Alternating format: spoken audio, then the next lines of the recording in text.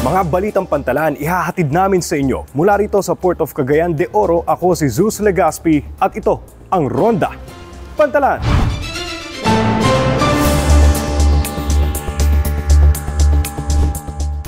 Higit 5.20 billion pesos na dibidendo nakatakdang isumite ng Philippine Ports Authority sa national government. Paghahanda ng mga pantalan ng PPA sa nalalapit na Semana Santa ngayong taon, alamin. At kwento ng mga kawani ng PPA na nakikibahagi sa Moriones Festival tuwing Holy Week ating panoorin. Lahat ng yan at iba pa dito lang sa Ronda Pantalan.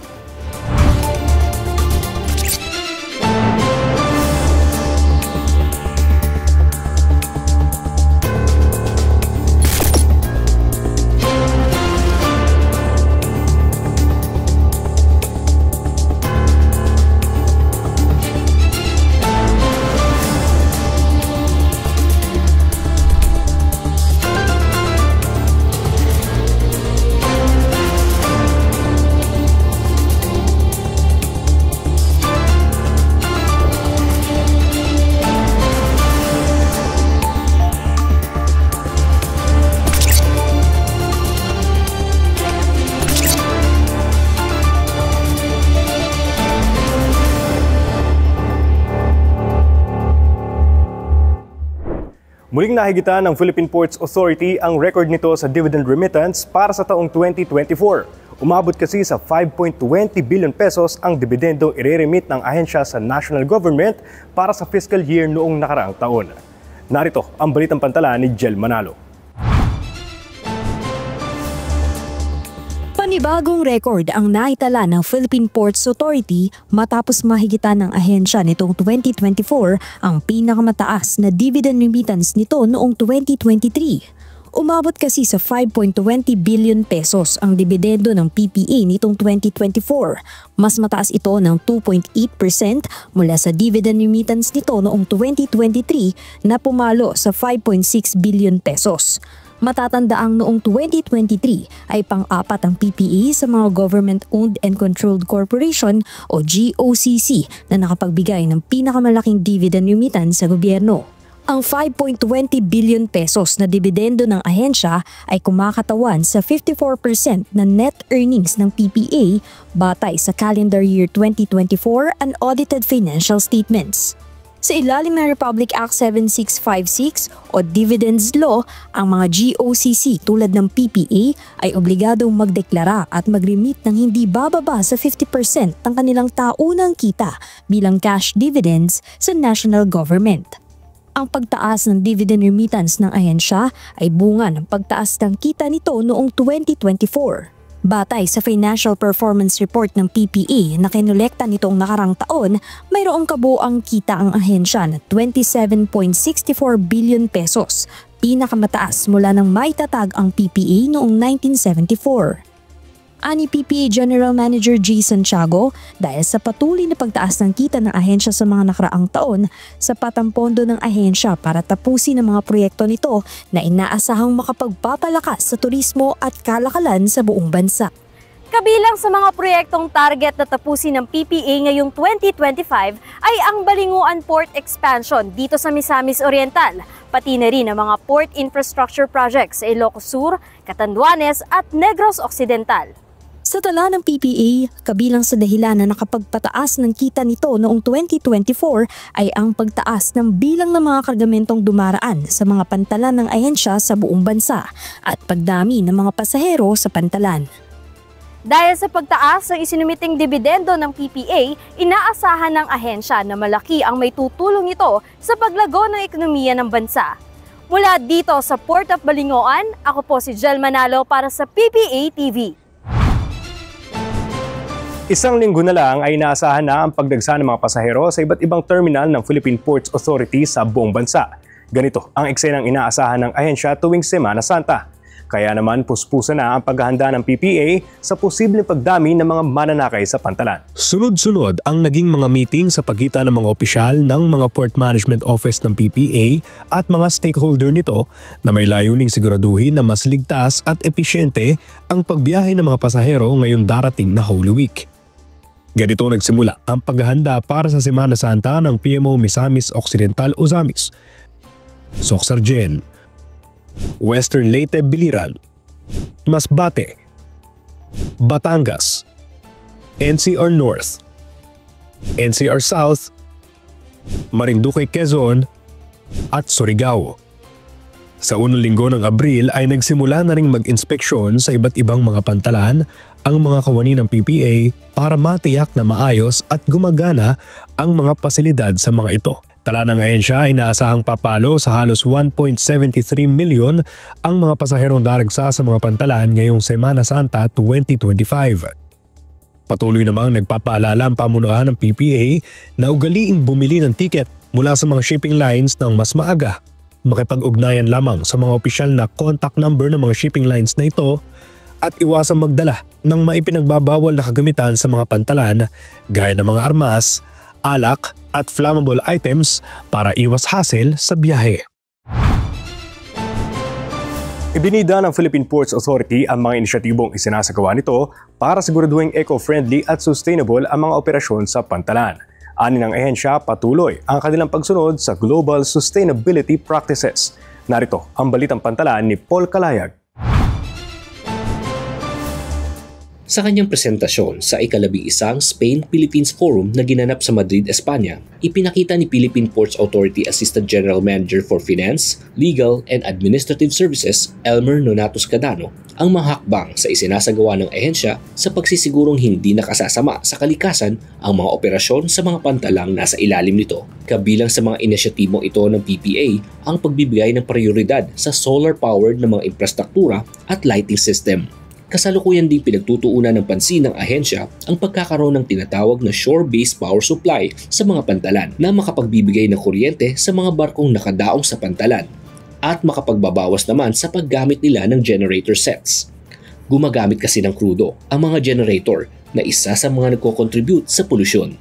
Isa ang Port of Cagayan de Oro sa mga pantalan na gumagamit ng shore-based power supply at patuloy din sa pagsunod sa Global Sustainability Standards. Yung GPAS naman na award, sinisiguro ng PMO-MOC na tayo ay nagka-comply sa pamantayan na siniset ng GPAS para ma-maintain ang ating GPAS certificate. That is why marami tayong mga green and clean projects na ini-implement sa PMO. Sa susunod na 2 taon, layunin ng PMO-MOC na madagdagan ang port na merong GPAS certificate at isa dyan ang Port of Paliguan sa tinitingnan namin na magkaroon ng GPAS certificate sa susunod na 2 taon. Para higit pang makatulong sa kalikasan, ay pinagtutuunan din ng pansin ng ahensya ang pagiging online ng mga transaksyon sa mga pantalan katulad ng Terminal Appointment Booking System para sa pag-withdraw at pagde-deposit ng mga kargamento. Pati na rin ang pagkakaroon ng electronic payment system. Matatandaan ding ilan sa mga pantalan ng PPA ang nakatanggap ng pagkilala mula sa Green Port Award System. Kabilang na ang pantalan ng Batangas, Surigao, Maynila at General Santos. Inaasahan na sa hinaharap ay mas paiigtingin pa ng ahensya ang pagsasagawa ng mga hakbang upang maging mas climate resilient ang mga pantalan sa bansa kaugnay ng lumalalang hamon ng climate change. Paul V. Calayag para sa PPA TV. Isang linggo na nga lang mga kapantalan ay Semana Santa na at isa sa mga pinakatanyag na paggunita rito ay ang Moriones Festival sa Marinduque. Kaya naman dayuhin natin muli ang puso ng Pilipinas at tunghayan ang kwento ng mga kawani ng PPA na aktibong nakikibahagi sa selebrasyong ito.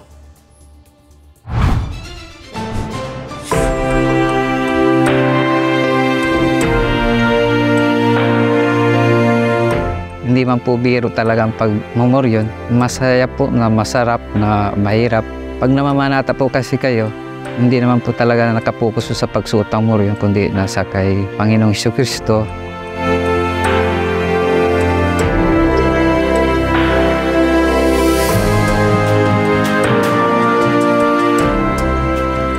Po pala si Melchizedek Sartillo, Mas kilala po dito sa aming lugar na Milky. Ang grupo po namin ay tinatawag na Lancea. Ang ibig sabihin po nito ay Liturgical Association of New Centurions for Evangelization and Atonement. Well, base po sa history, matagal na po ito. Ito po ay bali nagsimula kay Father Dionisio po, doon sa bayan ng Mugpog. Kumbaga siya po nagsimula talagang. Noong ako po ay nagtatrabaho pa sa Maynila, nagkasakit po ako ng tinatawag na vertigo. Tinatawag na vertigo. Parang yung liquid po sa utak kaya nawala po yung balance. Tapos at the same time po, sumasakit po yung ulo ko. Kaya po, yun, nag-boost po yung aking sa pananampalataya. Nagbago yung aking talagang spiritual, talagang lumago. Sa isip ko po noon na kailangan kong lumapit sa ating Panginoon para malampasan ko po yung sakit na yun. Kaya ako'y namanata dito sa pagmemoryo na ito.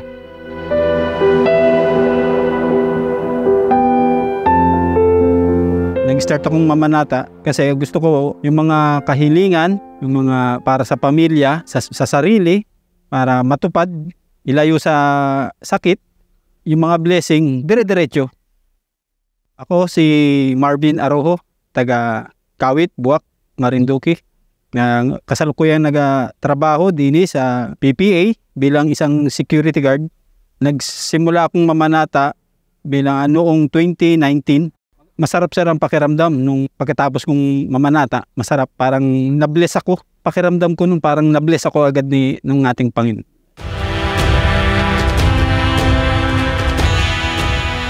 Kaya po pumasok yung pagsusot ko ng moryon para sa mga blessing, kagalingan, saka kaginawaan po ng bawat isa dito sa aming lugar. Hindi lang siya pang turismo talaga, kundi talagang panata, morong panata. Dito po sa aming barangay, nagsisimula na po itong aming panata, linggo pala ng Palaspas. Yung po, pinipresenta po kami sa publiko ng aming Kura para po. Hindi lang po pagsusotong maskara yung aming prepare, kundi spiritual na aspeto po. Nang ako po'y natigil muna sa pagmemoryon, ngayon po isinalin ko po dun sa anak kong bunso. Siya po ngayon ang nagsusuot ng moryon. Siya po ngayon ang nag-continue. Payo ko lang po doon sa mga bagong kabataan na nais pumasok dito sa moryon. Kailangan po dito talagang bukal sa puso, hindi man po pwedeng napipilitan lamang. Ito po talagang sakripisyo. Maganda ang buhay pagka namamanata.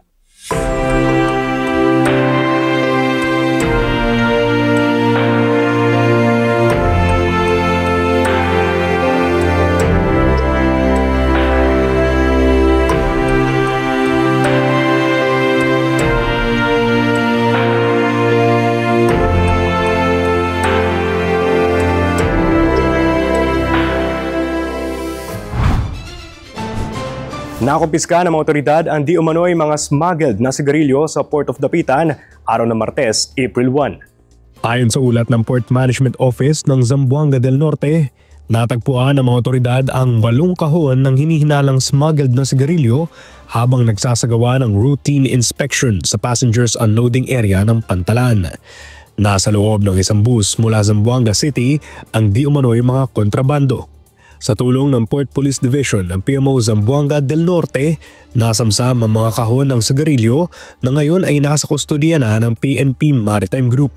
Patuloy pa rin ang investigasyon upang matukoy ang mga taong may kinalaman sa tangkang pagpuslit ng mga nakumpiskang produkto. Ani PMO Zamboanga del Norte, ang matagumpay na pagkumpiska sa mga kontrabandong sigarilyo ay patunay sa dedikasyon ng mga ahensya ng gobyerno sa pagpigil ng smuggling at pagpapatupad ng mga regulasyon sa seguridad ng Pantalan. Iba't ibang mga aktibidad ang isinagawa ng Port Management Office ng Davao bilang pagdiriwang sa 48th founding anniversary nito. Ang detalye sa pagronda ni Ezekiel Dalayon.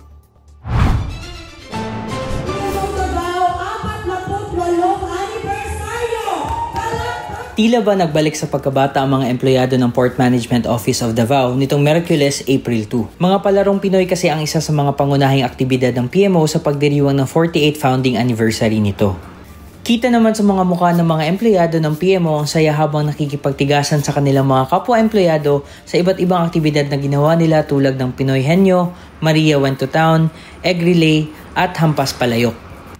Bukod sa palarong Pinoy ay nagkaroon din ng seremonya para parangalan ang mga kawani ng PMO na matagal nang nanunukulan sa Philippine Ports Authority, mga nakapagtapos ng kanilang postgraduate degree at mga empleyado na complete attendance sa flag ceremony. Bilang bahagi ng pagdiriwang, nauna na rin ginanap ang pag-launch ng Pepe Asensado Standee at misa pasasalamat para sa nakamit ng PMO mula sa pagtayo nito. Bagamat sari-sari ang mga aktibidad ng PMO Davao sa 48th anniversary nito, ay iisa lang ang kanilang layunin. Ang mas paigtingin pa ang kanilang mga hakbang tungo sa mga episyenteng serbisyo publiko. Mula rito sa Port Management Office of Davao, ako si Ezekiel Delayon para sa PPA TV. At yan ang mga balitang amin nakalap sa pagronda sa mga pantalan sa nagdaang linggo. Manatili nakatutok sa official social media pages ng Philippine Ports Authority para maging updated sa mga kaganapan sa pantalan. Muli, mula rito sa Port of Cagayan de Oro, ako si Zeus Legaspi at ito ang Ronda Pantalan.